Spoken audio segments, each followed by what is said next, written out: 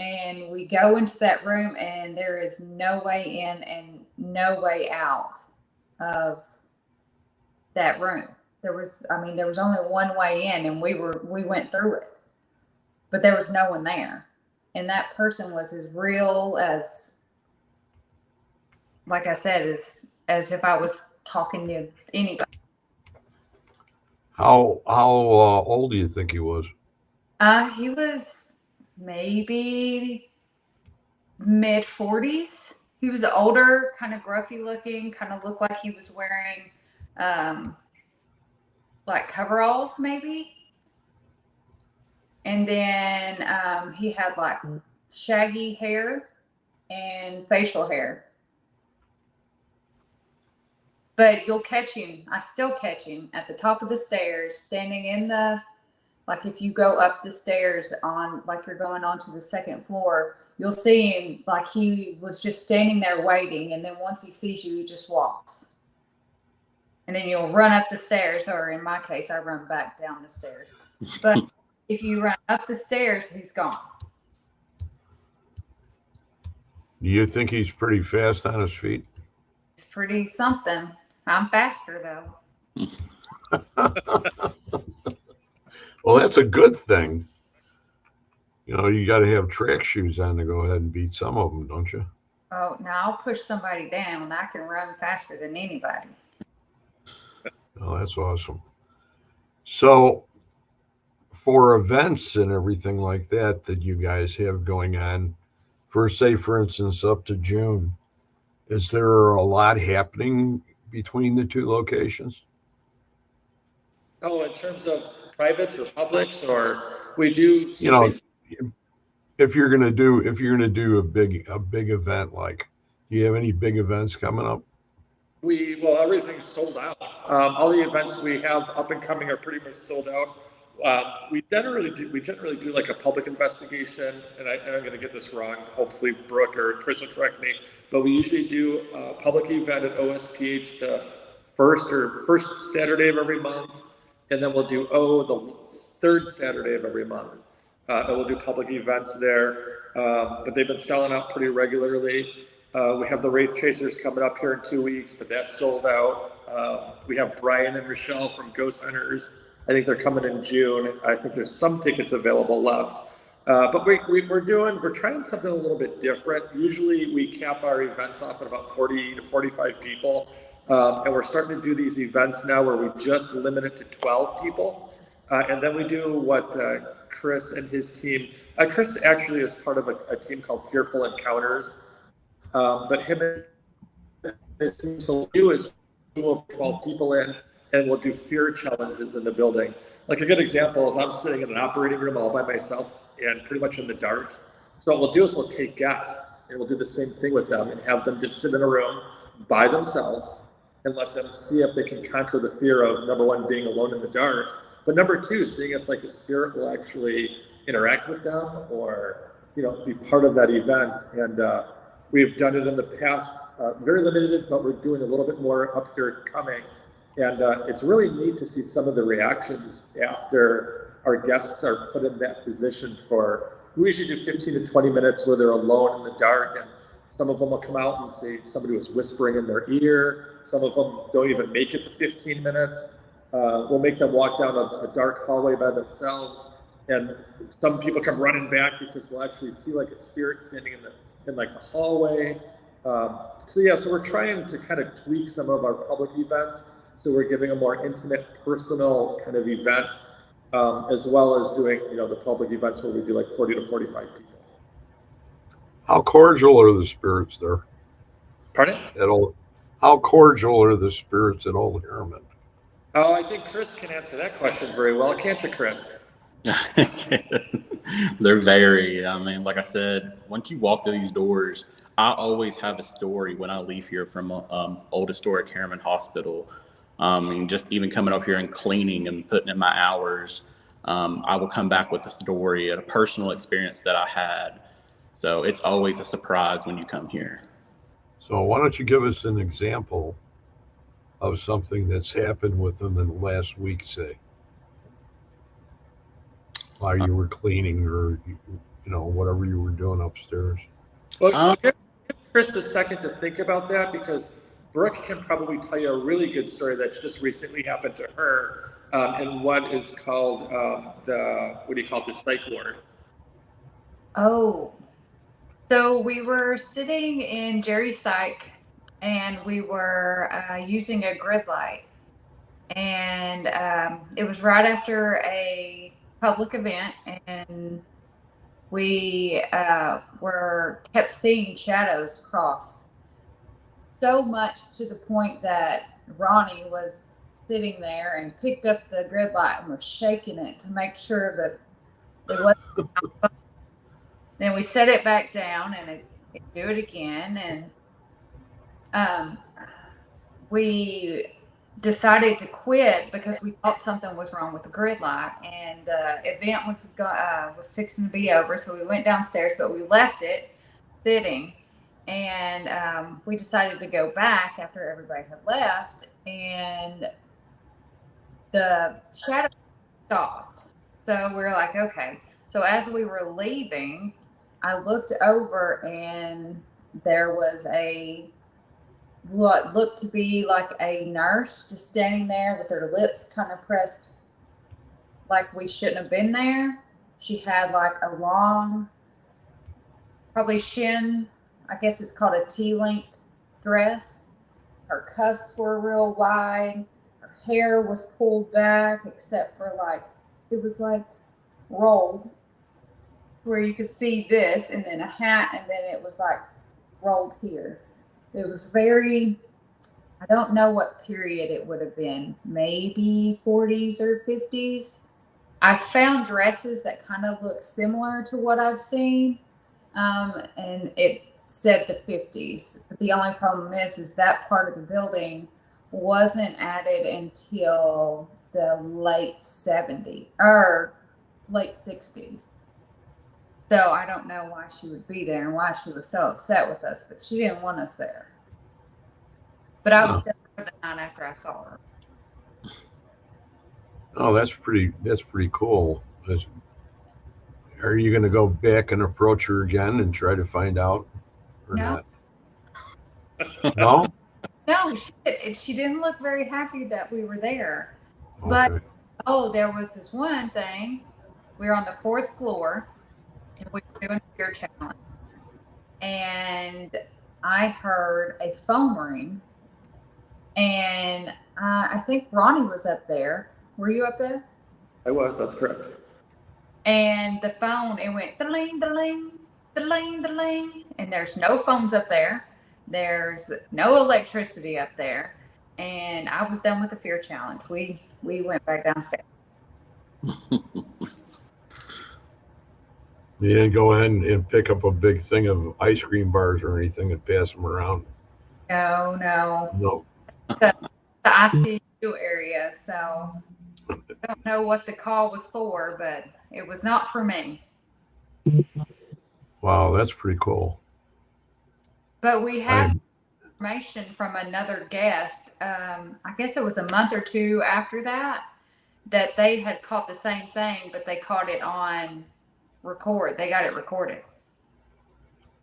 Wow. So it was validated, which is really neat. That's the awesome part. There's always comes a time when things like that happen, and usually you're not ready for it and you don't get it. But when you get it, it's like the Holy Grail. I think more of that. I think when you're not actually investigating, but when you're like Chris's team from Fearful Encounter, we do a lot of interacting with their team, and Chris and I and his team, everybody, we've all become really, really good friends. And so if we don't have the building rented for a weekend, or I'm sorry, for a weekday, they'll come up and we'll do these fear challenges. And we notice that a lot of times we'll get like just off the hook activity because we're not really investigating. We're all just kind of together having a good time and hunting, but not really hunting. And I mean, Chris can tell you, go ahead, Chris, tell them all the different things that have happened when we've done fear challenges here. We've heard whistling. That's a big thing here, especially here on the second floor where me and Ronnie are at. Full body apparitions is a big thing, but just, just hanging out and just vibing out in the dark here in the hallway and just talking amongst yourself. That's where we get most of our activity. I think it was a few weeks ago, we were out here, me and my team, and we were just chilling and, just having a good time after an event, just hanging out. And one of our teammates, her name is Ashley, actually heard a full whistle down the hallway. And I mean, even on the live, we were live on TikTok, 800 people heard it. It was a full-on whistle down the hall. We were the only ones in the building. And then we got up, went downstairs, was going downstairs to recover, like get some drinks. And then we saw a gentleman, looked like a gentleman, sitting in where Ronnie's sitting at the moment, slouched down in a chair. And I'm just going to tell you now, I levitated down the stairs so quick after seeing that. It scared me to death. But it's because I'm a chicken when it comes to the paranormal stuff, but I love what I do.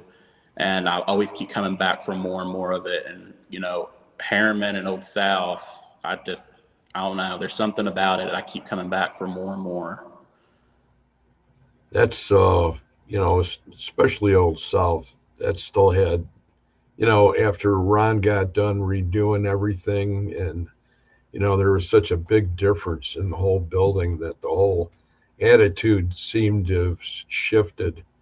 And some of the one or two of the things that I had seen or I had heard, I understand aren't there anymore. And I think it's because of how the whole atmosphere was changed. Is that the same way over at Harriman?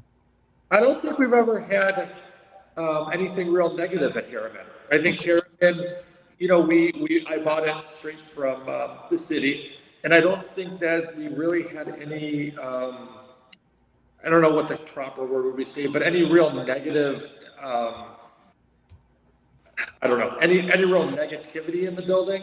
So I think really what we have seen and experienced here at Harriman has really been real positive.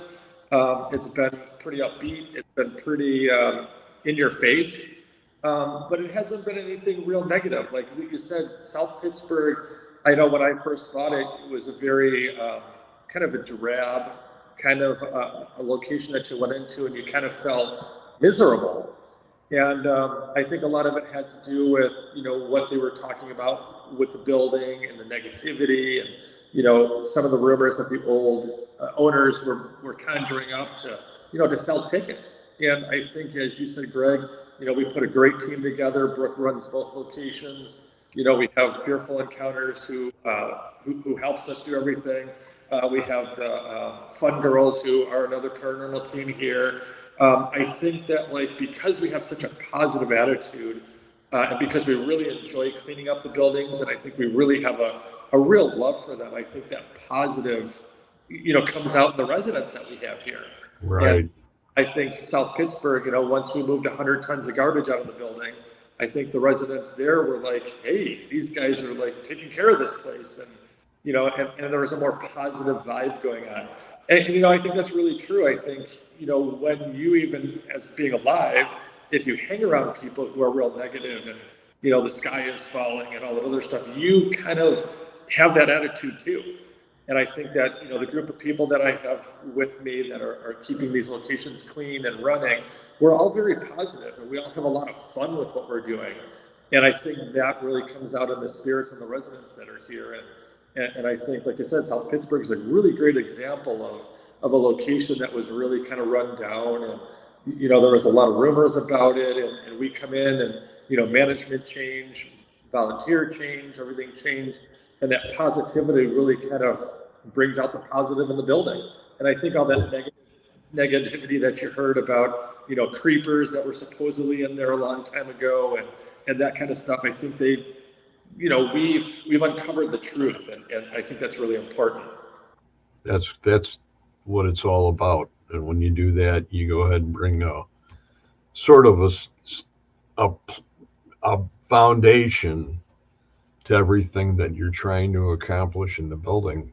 And you've done that twice now. Well, it's not really me, Greg. Remember, I'm nothing Well, who helped me. well, Yeah, you know, you're the artist, and you have a bunch of artists that are with you but that it's all paint.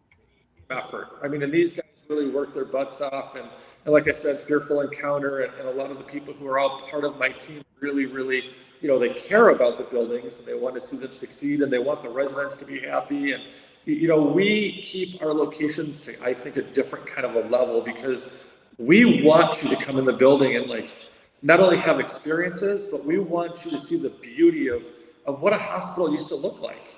And we want to see those kind of things. And so we can try and maintain them and keep them clean and that kind of stuff. So, you're not worrying about all sorts of yucky, gross and, ceilings caving in on you and, falling downstairs and that kind of stuff. So, the team's really smart about that. And, we're doing a whole bunch of stuff with South Pittsburgh. We're gardening there now. We're doing all sorts of different things with the building and really, the police department now is coming in and they're doing all sorts of things with us as well too. So we've really become kind of a community standard over in South Pittsburgh. And I think come by, they're like, whoa, you guys are really doing a lot of work. We're landscaping it. We're just really taking care of the building. And I think the rest of the building are like, wow, these guys are doing a great job. I think that'll be the high point for me if I get a chance. You got somebody behind you? Did y'all hear that? Yeah. I got something on in here too. What do you think? I heard it sounded like, what do you call that? Operating tools, like clanging? Like somebody was putting them in a tray or something? Yeah, I hope you all heard that. That was kind of cool. Anyway, sorry about that. It gets really exciting when you don't pay attention and hear something like that. Yeah. They're right behind you. Exactly where the operating table would be. So I'm like, you never know. Maybe I'll come out of here without an appendix or something. Yeah, that's no good. So, Chris, how many years have you been doing what you do? For about 4 years, and I started at Old South Pittsburgh Hospital, just doing a day tour with my partner, and I came in there not really believing the paranormal. I was a big skeptic, so I was just going in there, kind of making a joke about it. I did not believe that spirits were real until I caught my first EVP there, and it really shook me. I was just like, that's insane what we can pick up. So I kept going back, doing another overnight. And then after that, I did like 5 private overnights. And eventually I messaged, Ronnie and a couple other volunteers and asked if I can work there. And then the rest is just history. I've been there ever since. And that's where I spend most of my weekends at. I work during the week and then come down to the hospital. And that's where I spend it at because I love it so much. Yeah, that's awesome. I would love for you to go ahead and send me a link to your group, and if we get the opportunity, I would love to have you guys on. There's another group. What is it? Chattanooga? Oh, Chattanooga Paranormal?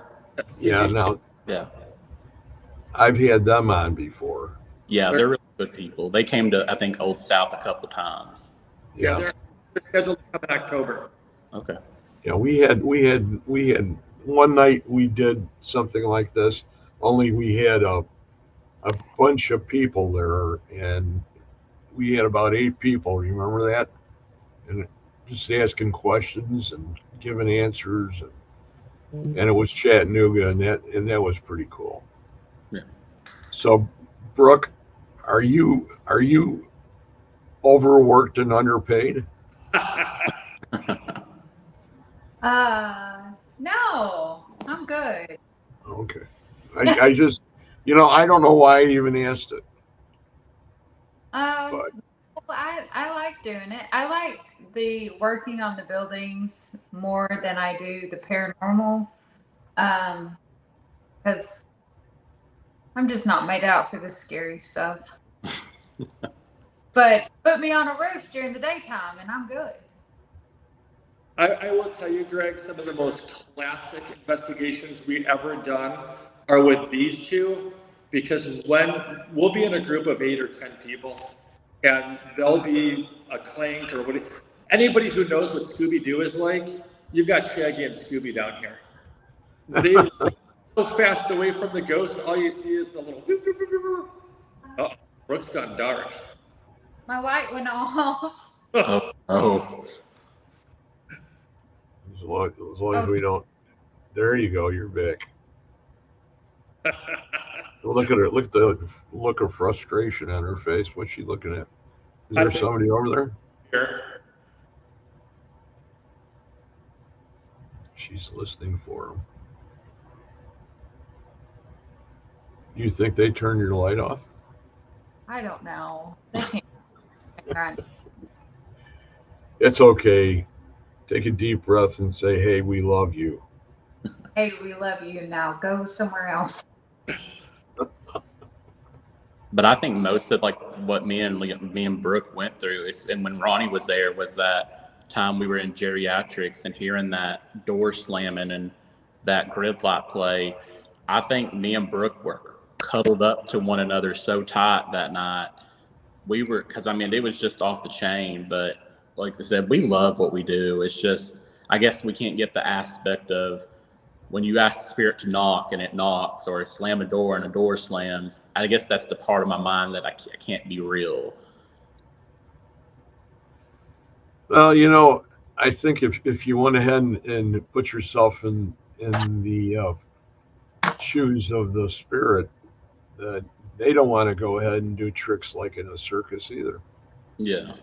You know, so I mean, the questions that I have started to go ahead and deal with for just the stuff that I do are all basically all human, just human and human. Mm-hmm. It doesn't make any difference really. I know I'll be going to, hopefully I'll be going next week or the 24th. I'm going to be going to San Antonio. So that's where the team that I'm with now is, and that's the Texas Wraith Hunters. Okay. And that's Anthony Salavos. Yeah, And, I follow him. He's pretty good. do you know Anthony? Yeah, I think I follow his Facebook page. Anthony's a great guy, and we've been with him for a little bit. We're the only two guys. Me and my partner Reggie are the only two that work with their group, and we're all getting together to do some investigating that weekend up down there. And I'm really anxious to go to the Alamo. It's one of those places that I've always wanted to go. Right? He can make it to San Antonio, but he can't make it to Tennessee. You see how he just kicks me? He just kicked me. I mean, he's made a valid point. It's a very valid point. and if I had somebody, well, I have one guy that would go down there. So basically the first group that I was with when we first went down by you guys, and that was when we just pulled up. We had been driving for 10 or 11 hours, something like that, and we were at the back of the hospital. And I got up and I started walking because I had to get walking. And I walked towards, I think it was the emergency room, right? Mm-hmm. And they had the plywood up there, and they had the double doors. And I was about 15 feet away from them, and that's when the doors just started to go, whoa, whoa, whoa, whoa, whoa, whoa, whoa. I mean, but the noise they made stopped me. And Michael, who was behind me by about 15 feet, he thought I was grabbing the doors and doing it. They were trying to say, Greg, come in, Greg. Yeah. Well, I don't think that was going to work for some reason. But anyway, it went on for probably a good 8 count. And you could see the glass flexing and everything. And then I said to Michael, I said, why don't you go over there and grab those doors and see if, and I started to film it to see if we couldn't make the same noise that whatever it was that was pushing from the other side was making. And we couldn't come close. And Michael's a big guy, real tall. The noise was just, it was like, well, you guys want to come in here? Okay. We'll let you see this. And it was like, boom, boom, boom, boom, boom, boom, boom. That's pretty cool. It was that was a great weekend, or a great couple of days. I think we went on in the middle of a week, if I'm not mistaken. But Well, we need to it's get you here, Mr. Greg. I know. San Antonio. Yeah, I'm the kind of person that, you want to do everything and you want to do it right now. And I know I've been talking to you about this for how many years now. So, I mean, it's, Mm-hmm. We want and you you to, just, we want you to come down and witness what we witness every day, so you can come back to your radio show and say, "Wow, they were right." it would be pretty spectacular. We could actually do a show Sure, from down there, I bet. sure. A We'd love. live show. We can ask them to come in and dance. Do they dance at all down there? I What? think you're mixing San Antonio with Tennessee. I think, doesn't San Antonio do the two-step? I Here we do uh, the fly. what I was gonna when when you go ahead and you make the comparison and you go ahead and you say every day you go to your place, whether it's Harriman or Old South Bend, do you do you go there with anticipation, or do you go there just saying I'm going to my job? How do you handle that? Usually I'm going because I get a phone call and say the roof is leaking or the toilets are backing up, or they're old buildings, or so we generally go with no anticipation whatsoever. We usually go to fix something, or we go to plant trees, or we go to, and then generally in the process of doing that is when we get that activity. Is really like, we'll be doing something, and like a good example is here at Harriman. Harriman, if when you get the opportunity to come down, Harriman, really tomorrow, if you decided to fix up a couple of things and put beds in here, you could theoretically open this hospital tomorrow as a hospital. I mean, it's in that good of condition. And so we have movies that actually film here quite a bit, which one of them is being released here in the next couple of weeks. There's a horror movie that's going to be released, I think, sometime in midsummer. And so when they come, they ask our staff and myself to do some very specific things. And the original movie that came out, they wanted a lot of the lights changed over to LED because they're softer on their equipment.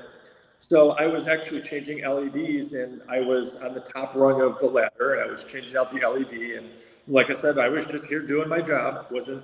We weren't investigating, we weren't doing anything.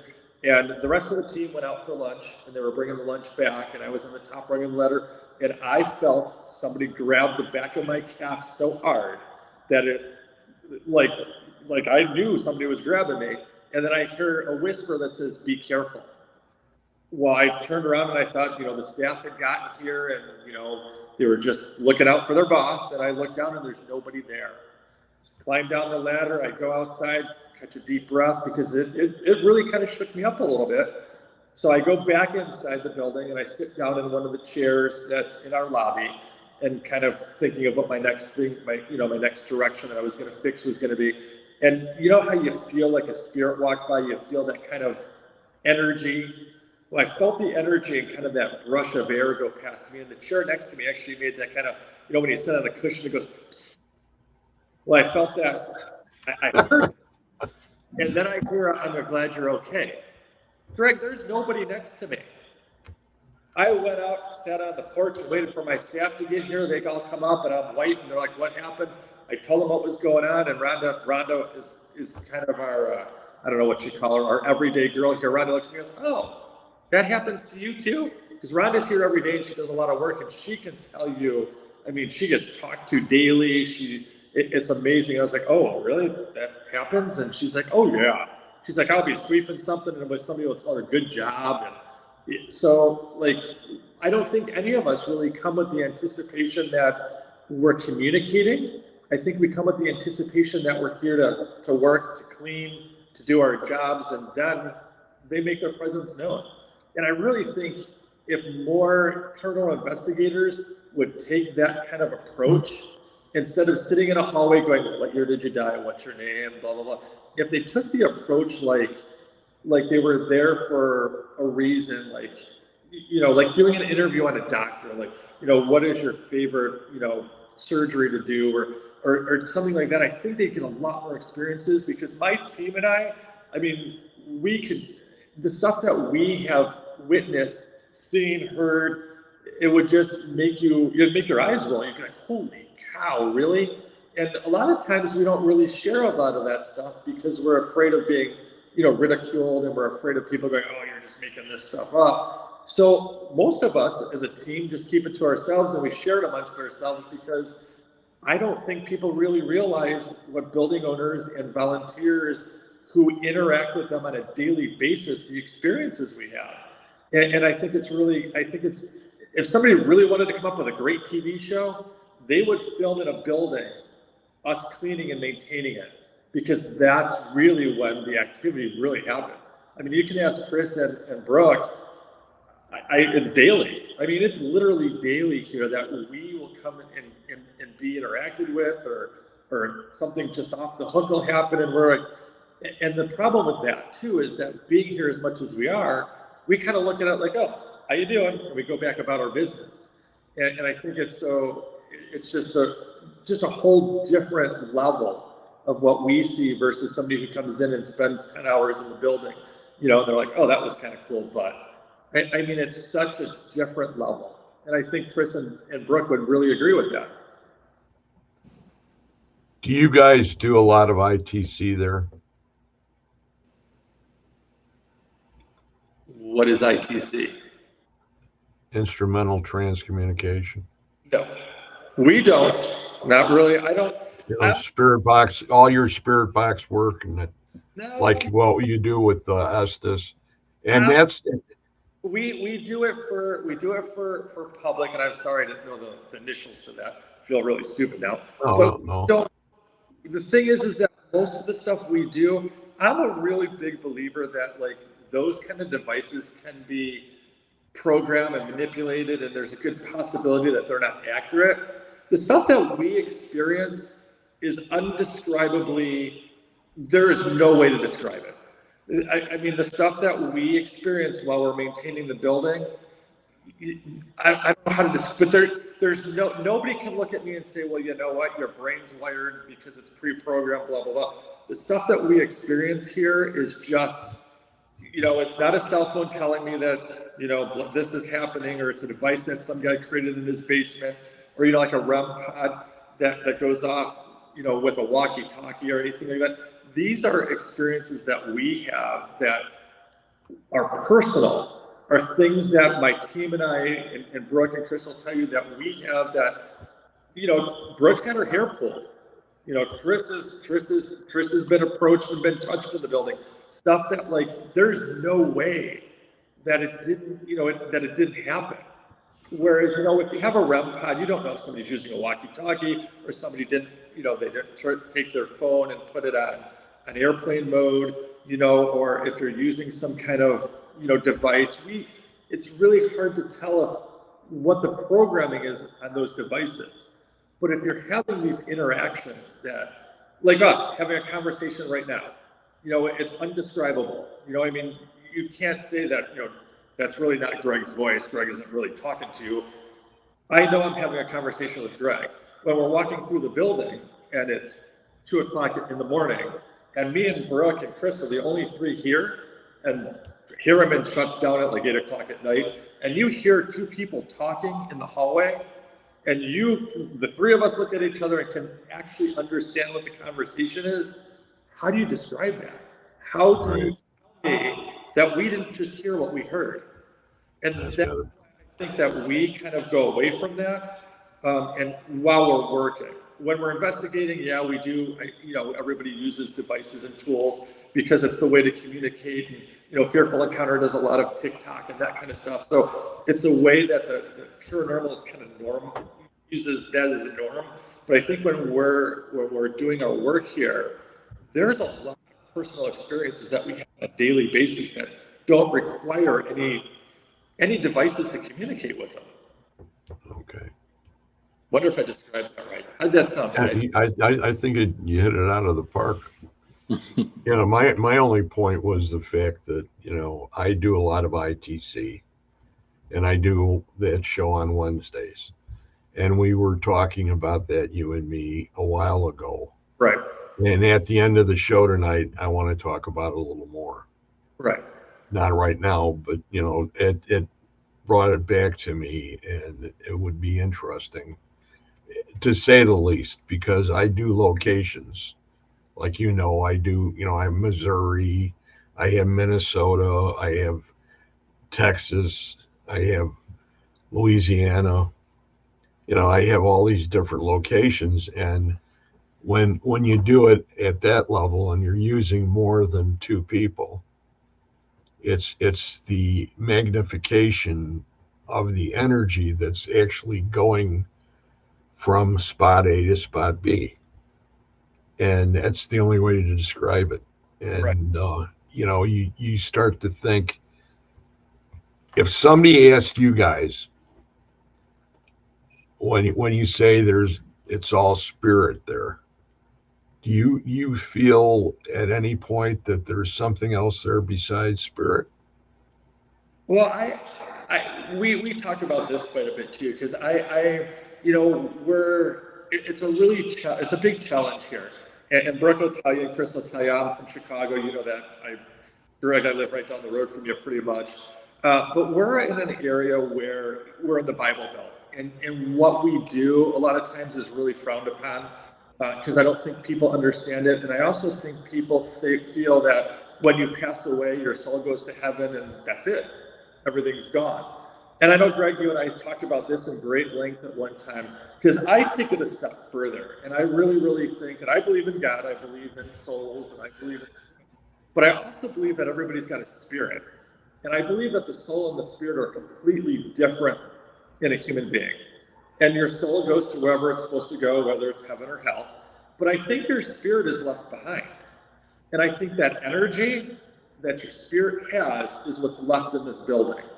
And I'm not a big believer in demons. I don't believe in them. I don't believe in that kind of a thing. But I do believe that there's an energy that we're all made of. I mean, we shock your heart with electricity to get it started again. So your heart is an electrical device that's pulsing. Your body is made of, everything electrical. So, according to Newton's law, nothing, energy can't be destroyed or created, correct? So when you die, Greg, where does that energy go? Well, that energy is made up of your spirit. So why can't that energy be in these walls of hospitals or homes or any place that you and I made an electrical imprint in this building? And why can't that energy be intelligent? Why can't from time to time that energy communicate? Why can't it leave a footprint of Greg and his personality and his spirit and everything behind? And to me, that's what we're communicating with. We're communicating with the spirit of Greg that remains on this earth, but your soul is either in heaven or hell where it belongs. And so me, that's kind of what I believe. And people are like, oh, you're chasing demons and you're doing what's wrong. You're doing this. I'm like, no. This is my philosophy, and I'll never know until I pass away. Hopefully it won't be anytime soon. But I really, really believe that's it. And I believe that's what we're all communicating with, is that spirit, is that energy that makes up Greg, that makes up Brooke, that makes up Chris, that makes up me. And that's what's left behind. Do you ever have any feelings down there where there's other things that are going on, like from up above, aliens type things? Oh, we have this discussion too, Greg. You know that. And I think Brooke and I and Chris and I have had this discussion. I would think as a human being, I'd be really, really selfish and kind of stupid to think that we're the only people in this vast universe. I mean, there's got to be other life forces out there. There's got to be other, whether they're more intelligent or less intelligent than us. I would be really naive and stupid to think that Earth and human beings are the only people in this vast universe. I think there's aliens, and I'll take it a step further. I don't think that I think we've been visited. I think Brooke and I just had this conversation a couple days ago that I think they walk among us. I think that there's a lot of things that we're going to uncover here pretty soon, like the Great Pyramids in Egypt and, all that stuff. I think there's aliens been here long before we even can figure that out. And I think they're still.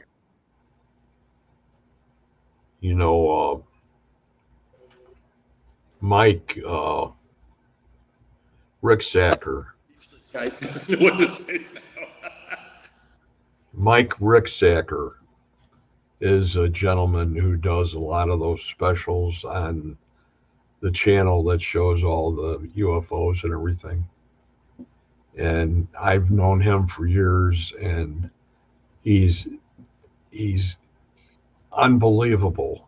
And the thing that shocked the hell out of me was they were down in the main Big Parent Cheops, I think it was, way down underneath in these chambers down there that nobody even knew they were there, that they just discovered. And at each and every doorway was the Stargate symbol. And then I just went, wow, this is another thing that,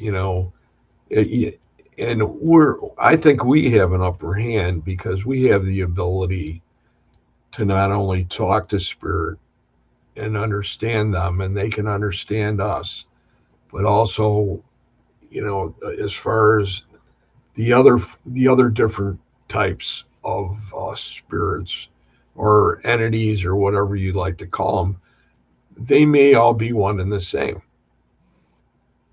and we had that instance down at another location where we crossed somebody over. I was there working with this other person, and things were going down, and they were going down really fast. And then it stopped. And the person sort of went away from us for a minute. And we were going, well, it probably means that he doesn't want to do it. And then right away, somebody else came back in, and it was a woman. And at first, she was giving answers like she was the guy. And the reason she was doing that was she didn't want him to leave her. But he was ready to leave and cross. But here's my question to you, Greg, is when somebody is actually referring to crossing a spirit over, what does that mean to you? Does that mean that spirit is going to heaven? Or does that mean that the spirit is being relocated to a different point in their existence? Could you have crossed that spirit over to being a child again? Could you have moved that spirit to just a different realm of time? Because my belief is that soul is already in heaven. So if that's the case, that spirit wouldn't really be going to heaven. You would just be relocating that spirit to a different time or to a different environment or to a different location. Because go ahead. No, go ahead. I was looking at it strictly from the point of go to the light, which is the terms that you hear consistently from a lot of people that do that kind of work. I don't do that work. Right. Okay. I was so awestruck by what had taken place that 4 days later, I kept on replaying it because I couldn't believe it actually happened. It was that unbelievable of a thing to take place. Now, as far as you guys are concerned, have you ever had an opportunity like that there where you ran into somebody that said that they wanted to just move on? No, I think you can ask Chris and Brooke. I think most of the spirits or residents that we have here have been they're pretty content. I think most of them are pretty. I think that they're still telling stories and they're still interacting with us really well. We haven't really had anybody, who's communicated with us, saying, oh, I'm not happy here, or I want to move on, or anything like that. I think most of the spirits here have made their presence known, and I think most of them are pretty entertained by most of us and the work that we do. So, I haven't really run into that situation.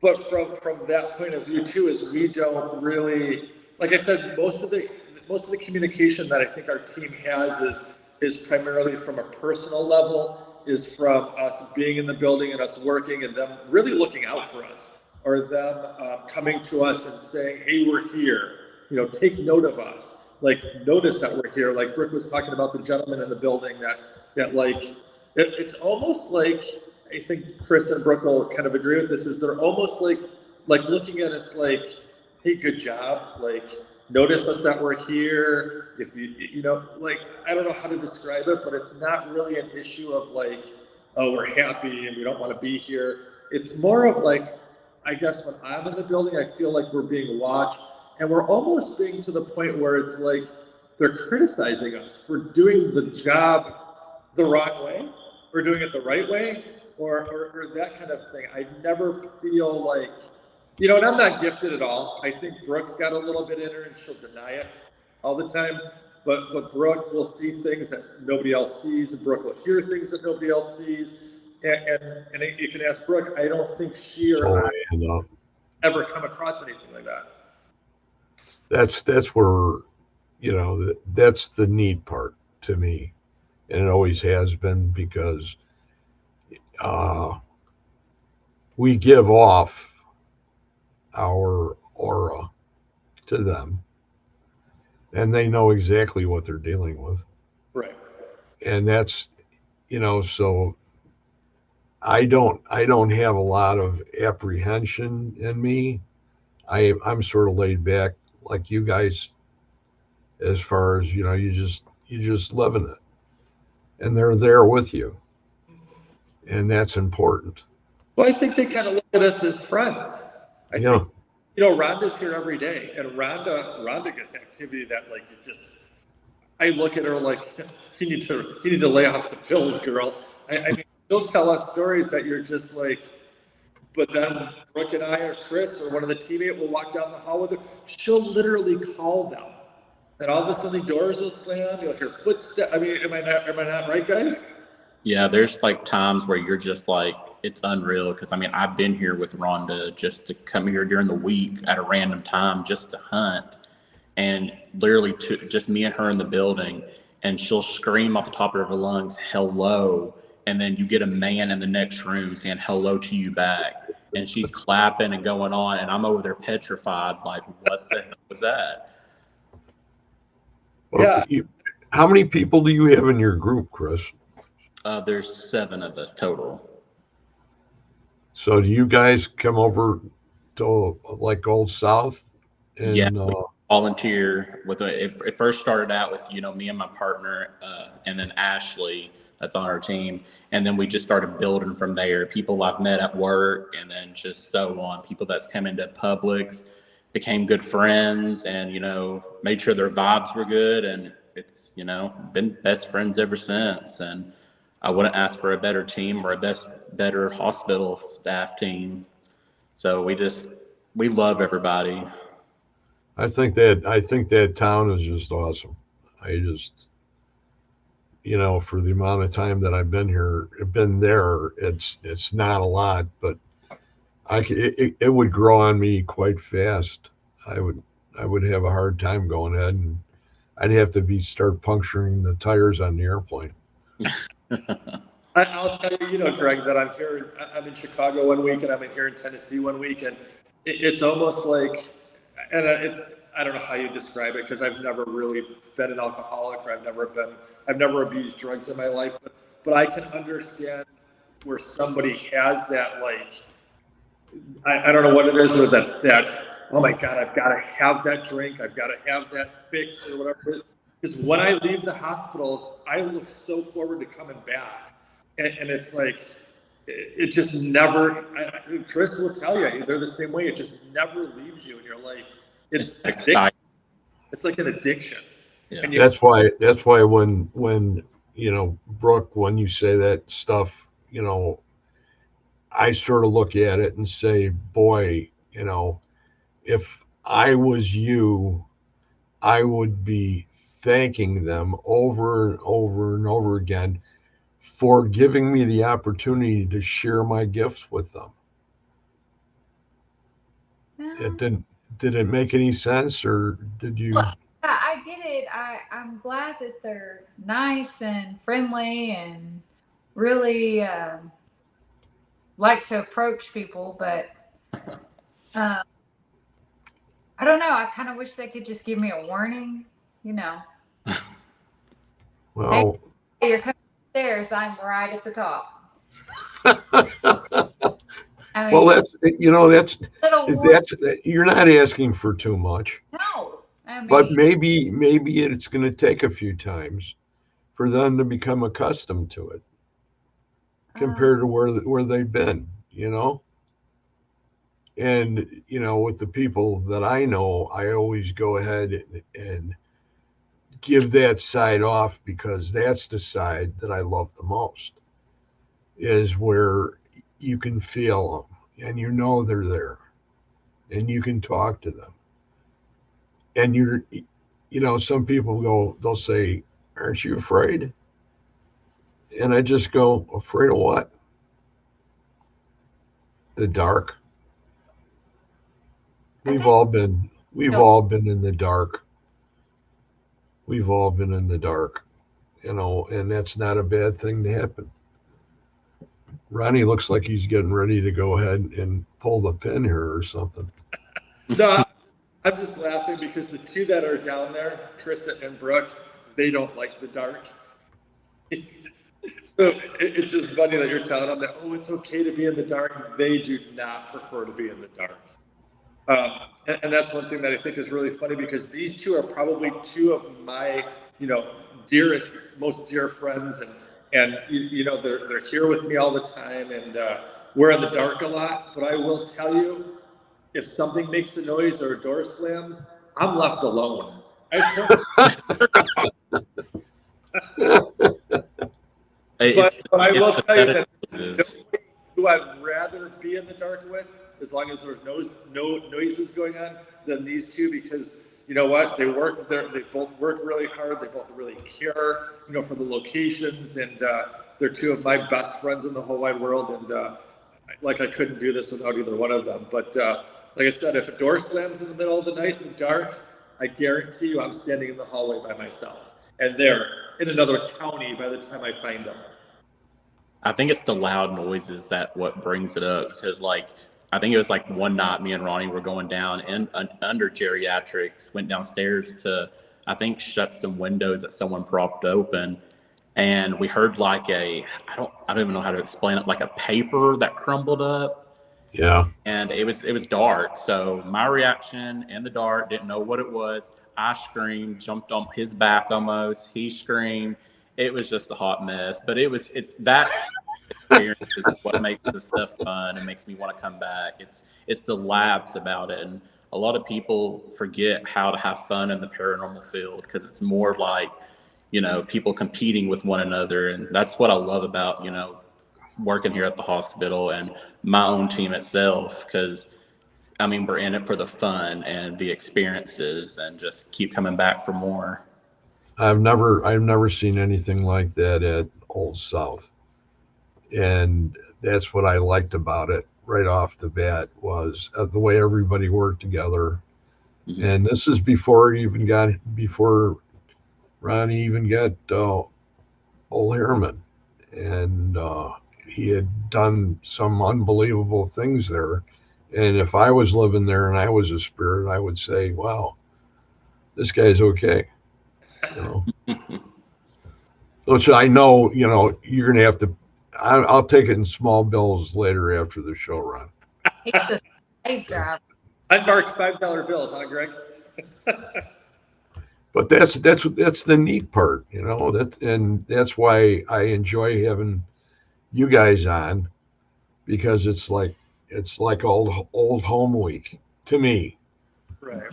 And I know you guys look at me like I'm some sort of crazy man, but Oh no, no, no. it's the way we perceive it. It's the way we go about it. It's our time, and not necessarily to shine, but just to communicate. Right. And you know what? And I think our team and Fearful Encounter, and you know, and our group of people here, we don't treat this like a big competition. We don't treat it like, you know, our evidence is better than yours, or our location is better than yours. You know, like Chris nailed it really on the head. We do this because it's fun. We do this because it's interesting. I don't think anybody is ever going to have the answer until we pass away, or somebody designs some incredibly awesome machine that I couldn't even tell you. But I think the reason we do it is it's something that's really neat and unexplainable. And when we come across evidence, or when we come across an experience or something like that, we don't compare ourselves to anybody else. We don't say, oh, this happened to us and it's never happened to you. No, no, no, no, no. We do it really because our personal experiences, and as Chris said, it's fun, it's entertaining, and the camaraderie that we have as a team and as individuals is second to none. We really all thoroughly enjoy each other. We enjoy the work we do together. You know, we enjoy the nights where we get scared. We enjoy the nights where we sit in a room for 4 hours and absolutely nothing happens. You know, I mean, you take the good and you take the bad, but one thing our team is really good about doing is being a team. And, you know, no part is bigger or better than the other. We're all together, we're all in it together, and we enjoy what we do. And, you know, I always told my team, once it becomes fun, I'm selling the hospitals and, you know, going somewhere else, because I don't think that this is really a field or, you know, an industry that shouldn't be fun. You know, I mean, we're all looking for answers and we're all looking for explanations, but if we're not having fun looking for those things, and we're too busy beating each other up and, you know, oh, Brooke got touched, why didn't I? No, you didn't, you're a liar. It just doesn't work that way. So, you know, when something happens to Chris or Brooke or one of our teammates, we all come together and like, oh, that's cool. You know, I mean, we pat each other on the back, and then we move on. And I think the paranormal has become, you know, so competitive, like Chris said, you know, that teams are just out for the holy grail of this, that, or whatever. And, you know, we're just not into that. We're into, you know, enjoying the experiences that we get here, and, you know, and maintaining two extremely beautiful buildings that have, you know, rich history. You know, one of them was opened in 1938, the other one in 1958. I mean, these buildings are getting up there in age, and they've got stories to tell, and they're beautiful buildings inside, and, you know, millions of people have crossed these doors and thresholds, and, you know, and that's the stories that we want to tell. And, you know, if we do have a good story to tell you, we're going to tell you. If we don't, we're not going to make something up to make it look even more, you know, appealing to anybody. We're going to tell you the truth. And, you know, we're going to tell you, hey, last night we had a group here and they got absolutely no evidence. Zero. And then we had a group the night before that it was off the hook for. We're going to tell you the truth. And I think that's what's really important. And we don't want that competitive, you know, nature, even amongst us as teammates.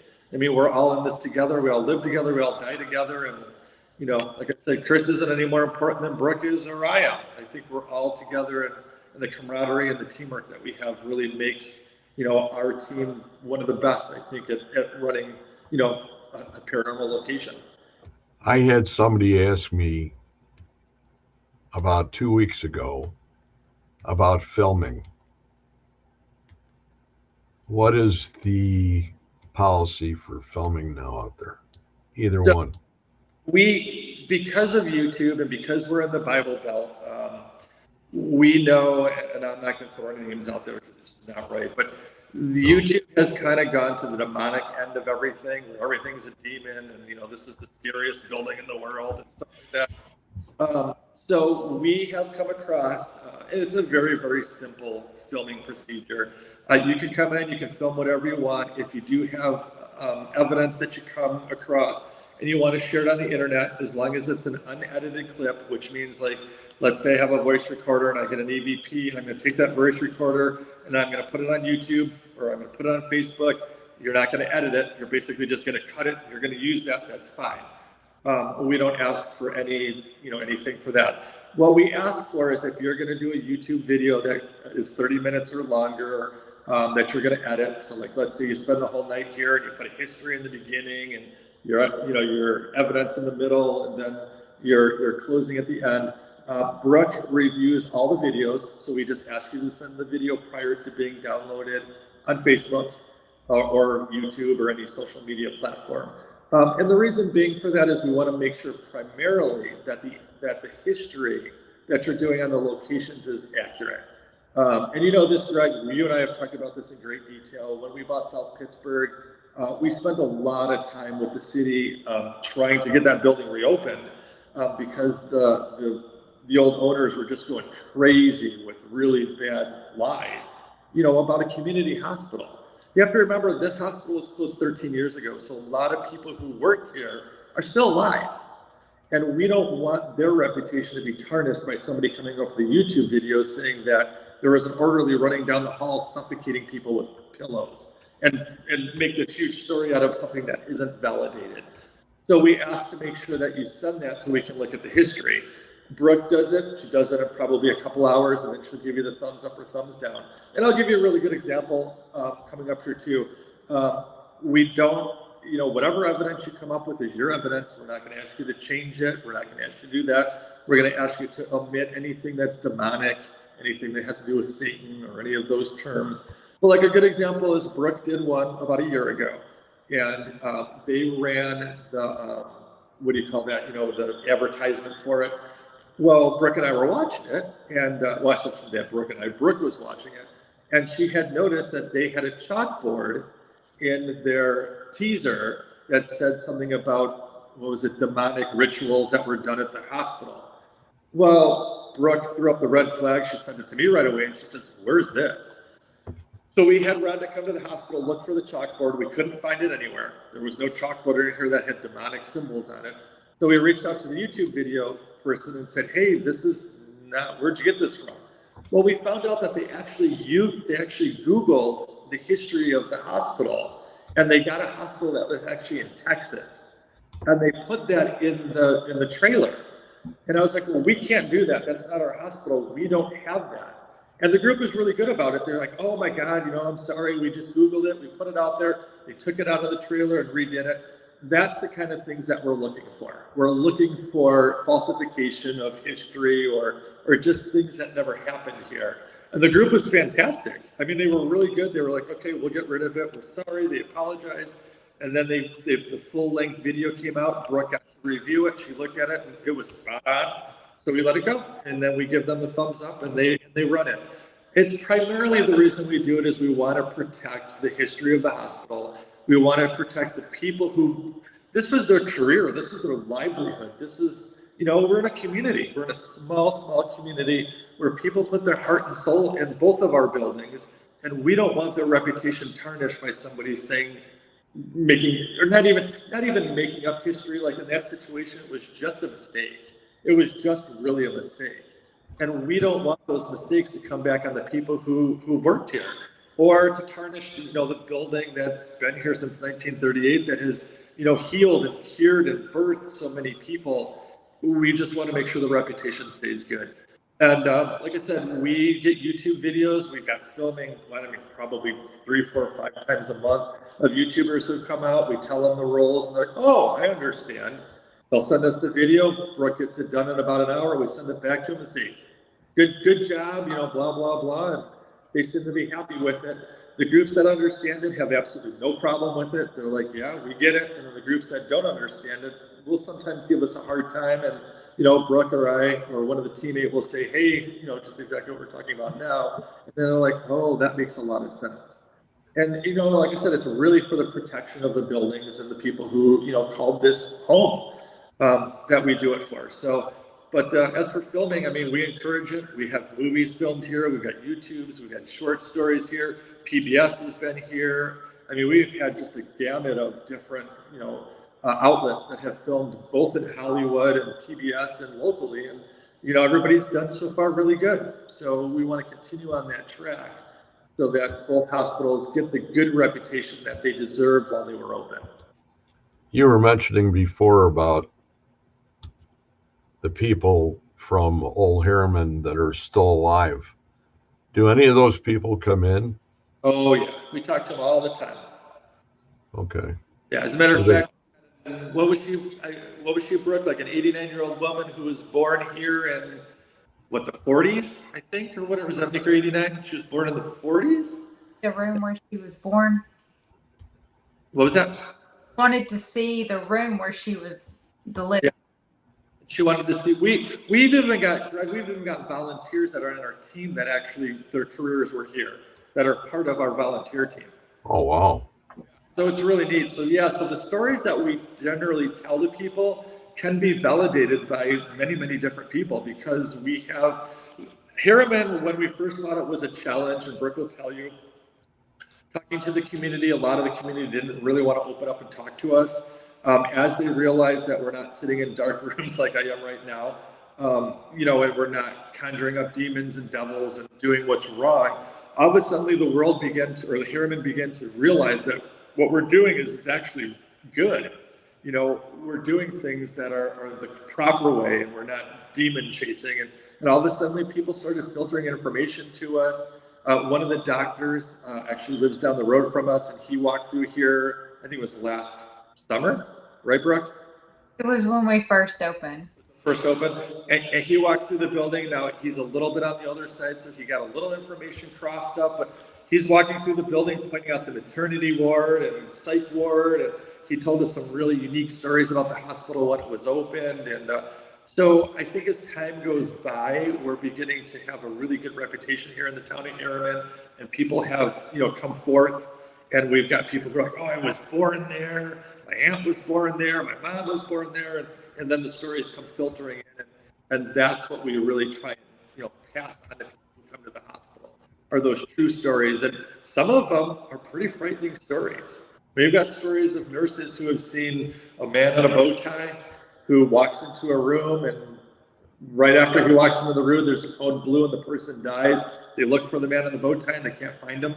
And these are nurses who have witnessed this when the hospital was open.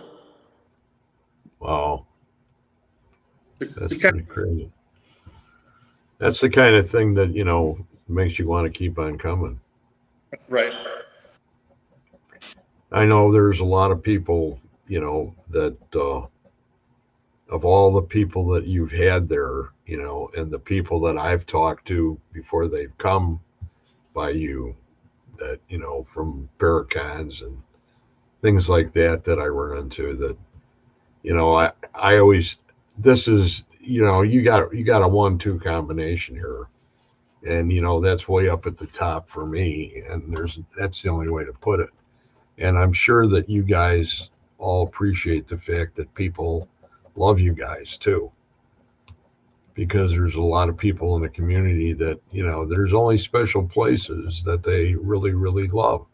And to me, this is 2 of them. It certainly isn't Brushy Mountain, okay?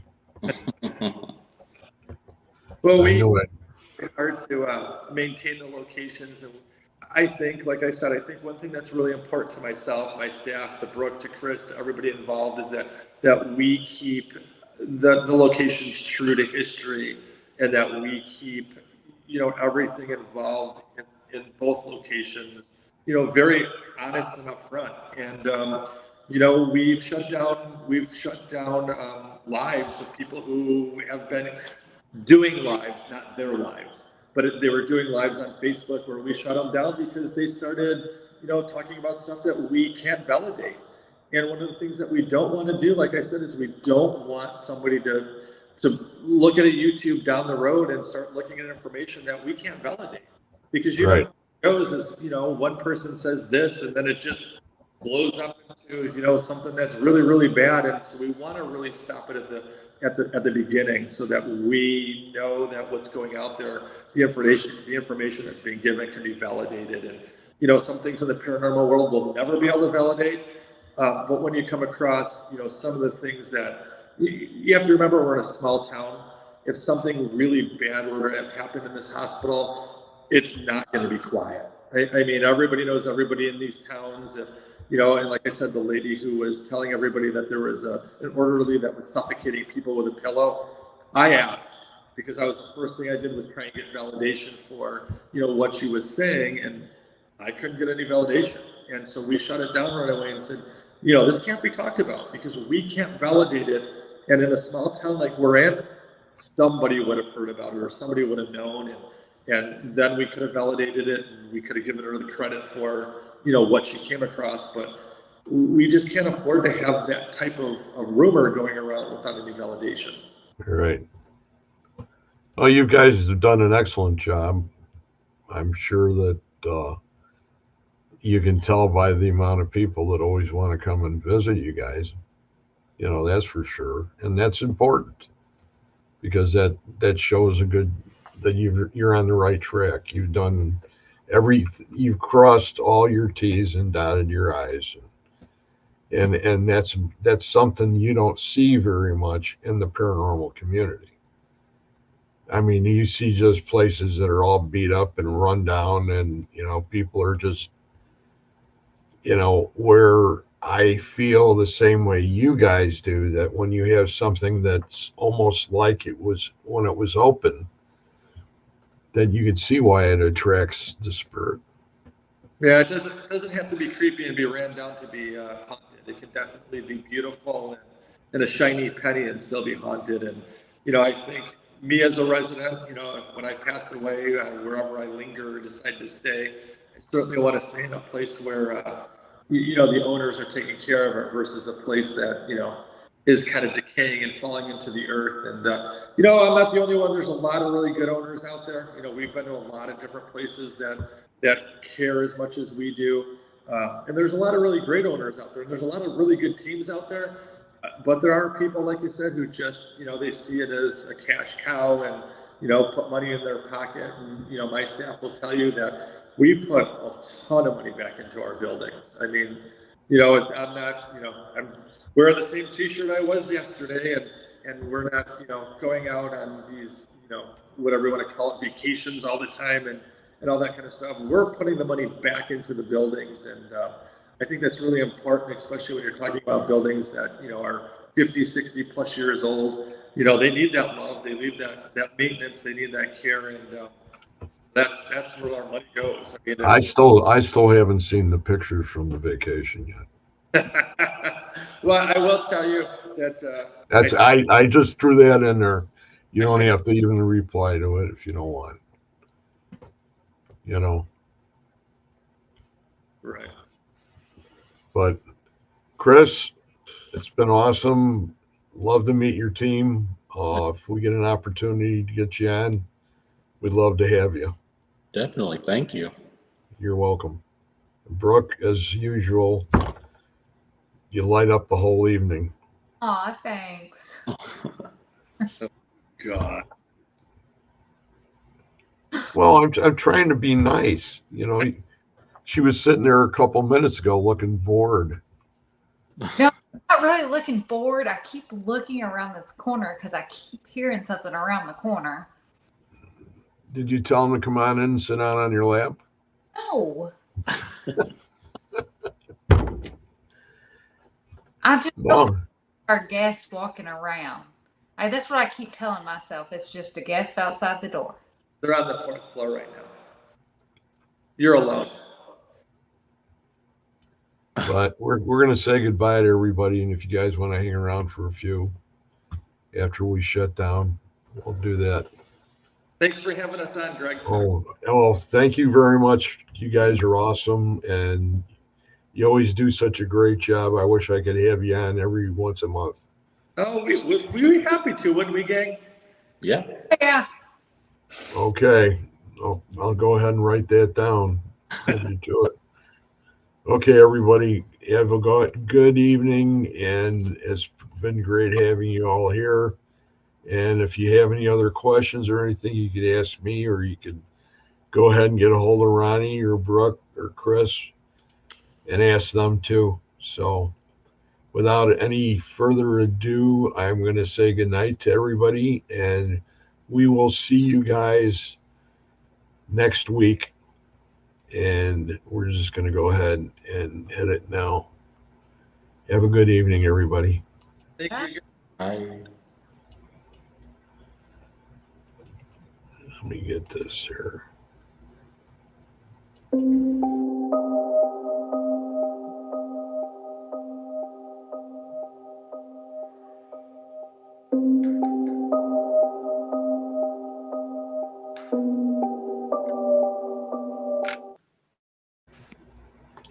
All right. Ow!